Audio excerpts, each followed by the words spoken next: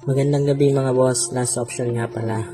May tanggap tayo iPhone 13 Pro Max widescreen.